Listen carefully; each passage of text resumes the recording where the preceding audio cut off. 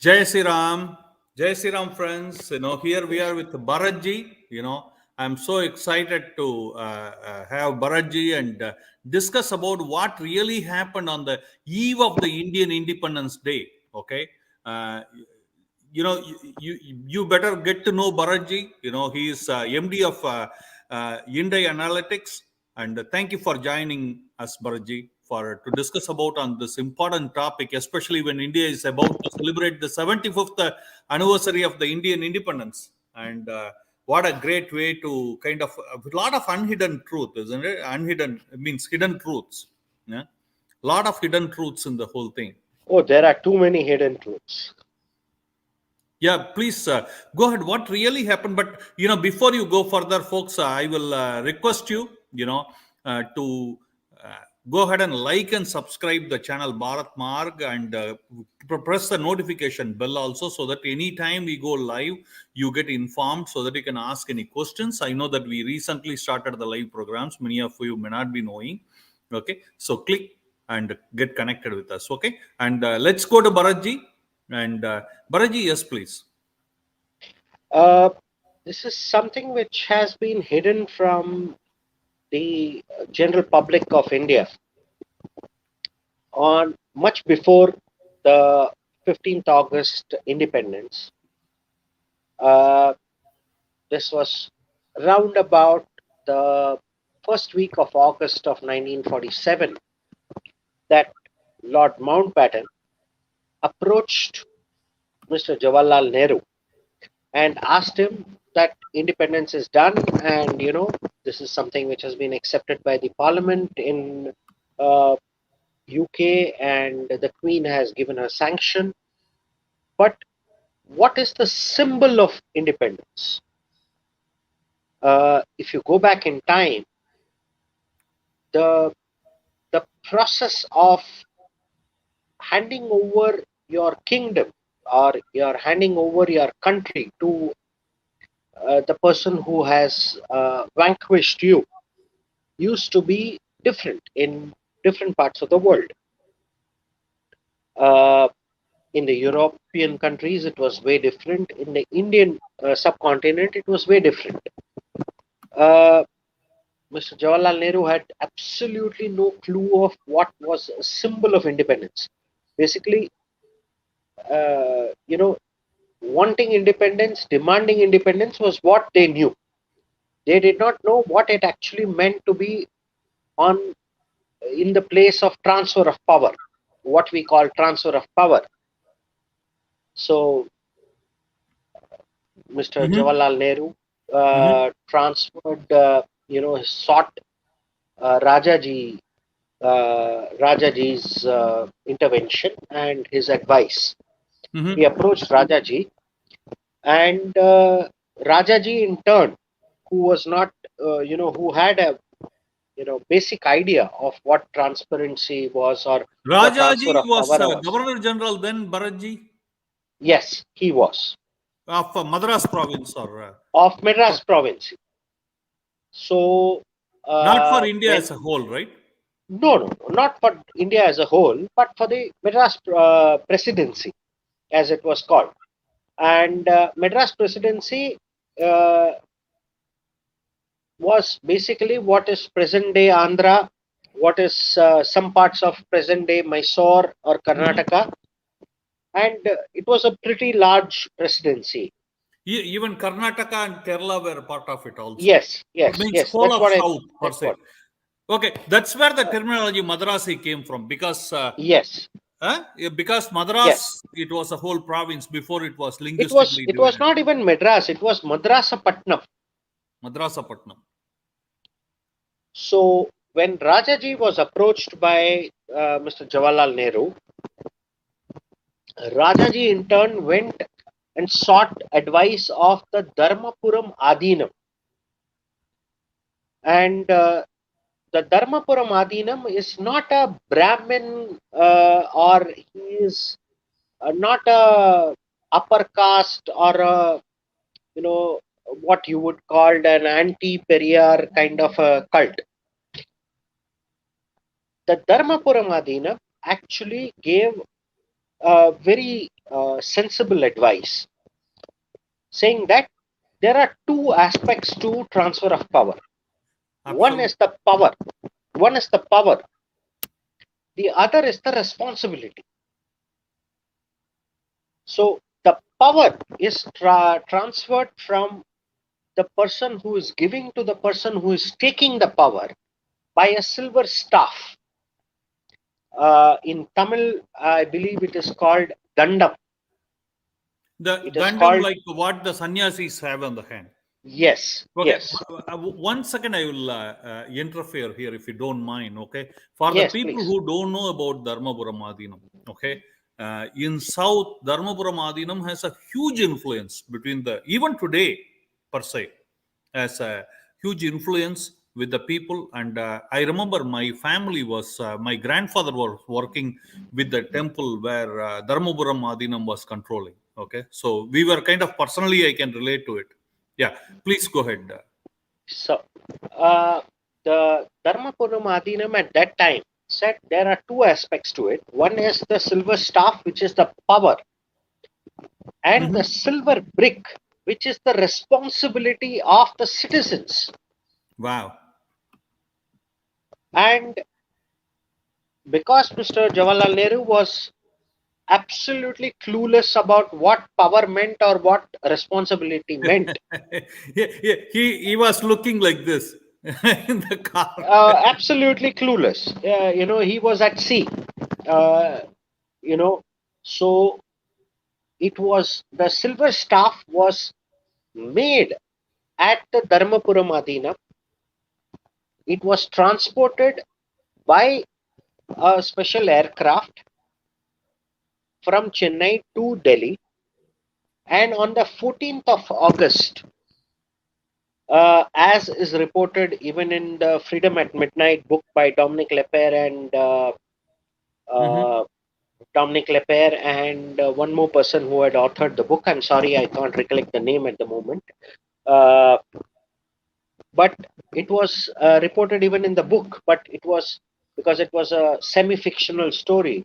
They had made added some fictional stories to it. That it was Rajendra Prasad, but Rajendra Prasad was a nobody in 1947. He was just one of the freedom fighters. He had no clue that he will be the first president of the Republic of India on the in 1951 when we adopted the Constitution of India. But uh, going back to the 14th August night, there was a proper homam which was conducted in the Parliament, which is what we call as Parliament of India today. How come, Baraji? How is it possible? India was considered a secular country.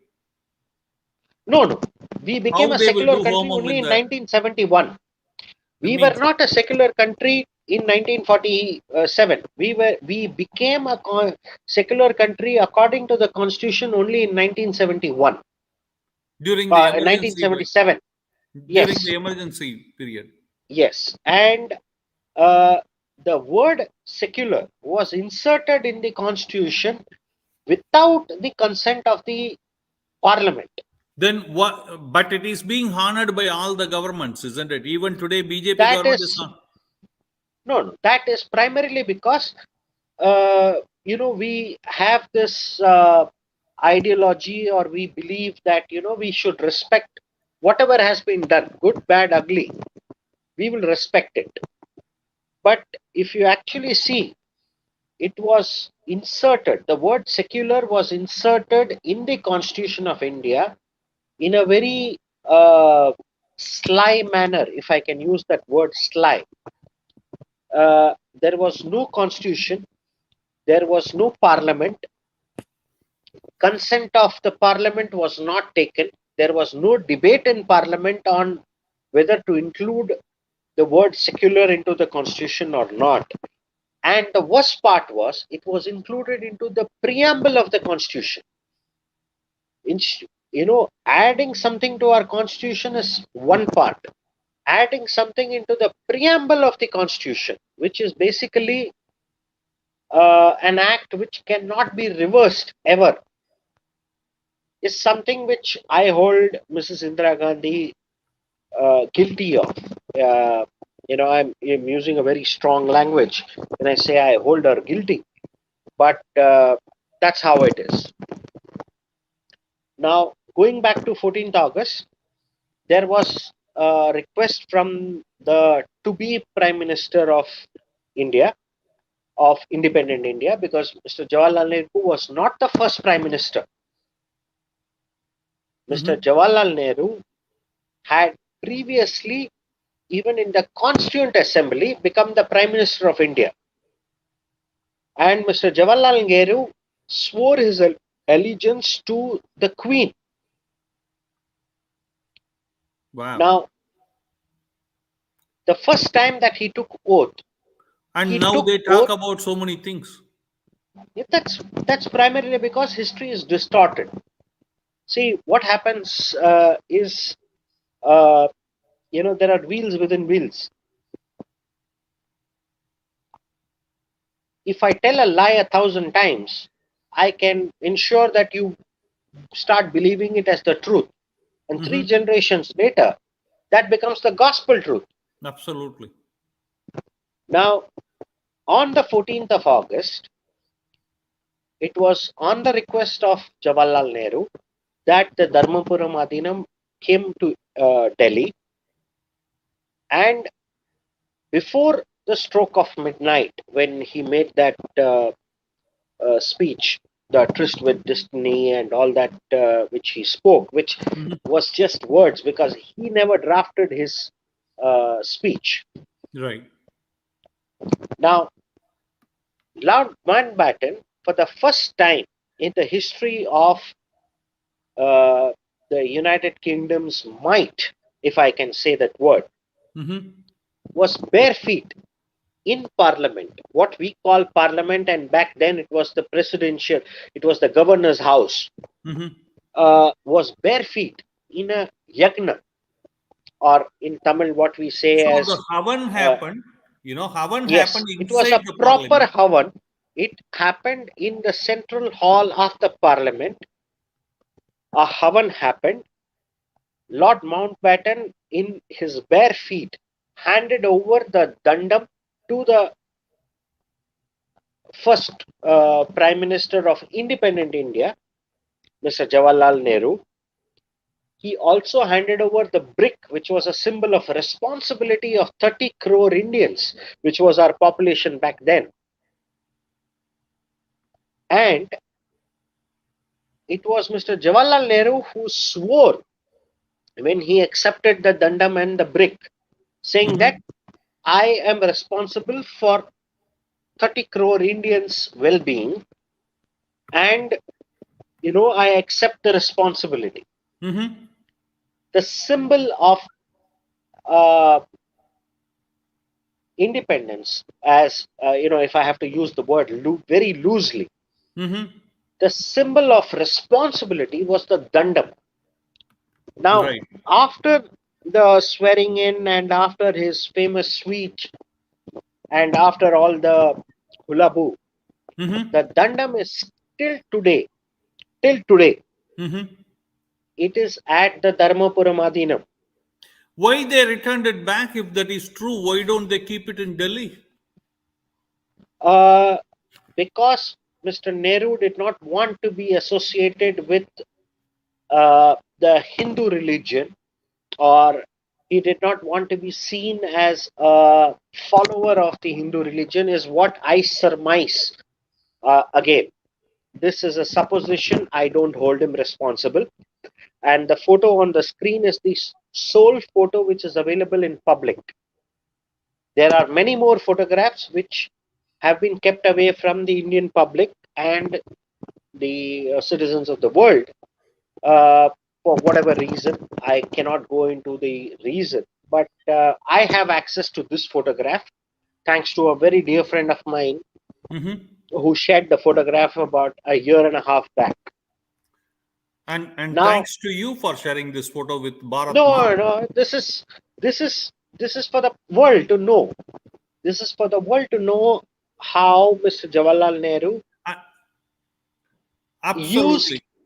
Hmm. the Hindu religion at his whims and fancy. Absolutely. And one Uh, more thing, Now, Bharatji, one more thing in this aspect. yeah, I remember Ravi Shankar Prasad ji showing the old constitution of India having Ramar Pattabhishekam in it. no, no, that is not the old Constitution of India. That's the original Constitution of India, which was handwritten.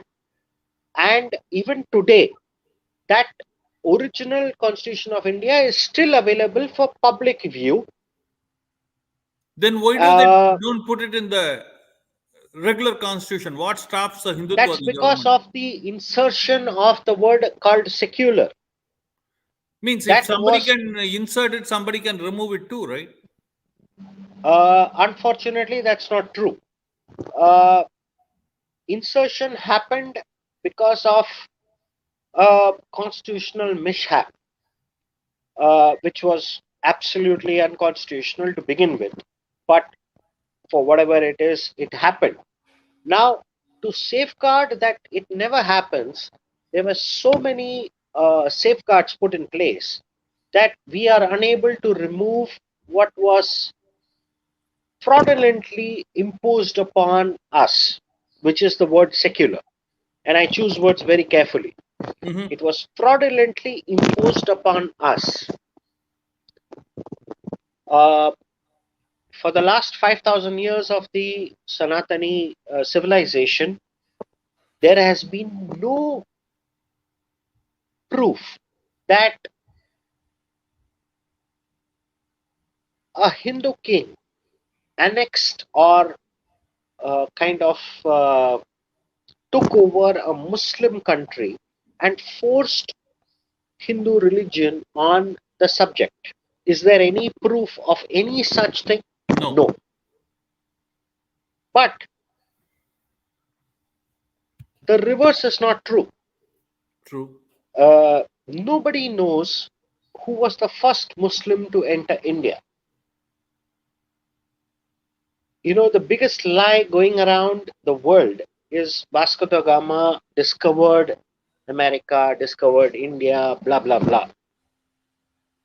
I forget the name of the gentleman, but he was a Kutchi shipping magnate. And I choose words very, very carefully. Though I'm sorry that I can't recollect the name, I can. His name is Kanji Bhai. That much I remember. I can't remember his last name. It's available on Google today. Vasco da Gama was simply following Kanji Bhai's vessel because Vasco da Gama realized that the vessel which was being commanded by Kanji Bai was far more superior to any European vessel in any of the seas, as we know it, the seven seas of the But world. now, Bharatji, coming back to 1947, okay, I have some question. Yeah, Can I ask you? yeah, please, please, Wind up please, the please go ahead. segment. Number one, see, these are all the facts about 1947, the eve of Correct, independence, which many correct, people don't know, which we are discussing about. Number one, Nehru was clueless about what was happening, and when the how to hand over a symbolic handover of Indian independence, free India, absolutely, so absolutely, he contacted Rajaji, or correct. Rajagopalacharya, and with the help of this Hindu sir, he gets a danda which he holds in the hand right now, right? You see here, the danda he is Yeah, I know. holding with the silver danda, Correct, and that symbolizes the Hindu Rashtra basically. You are him. correct. That it's okay. Number two, there was a haven made inside the parliamentary building. Okay, and Yes, where yes, people were fasting and coming bare feet, no matter who they were.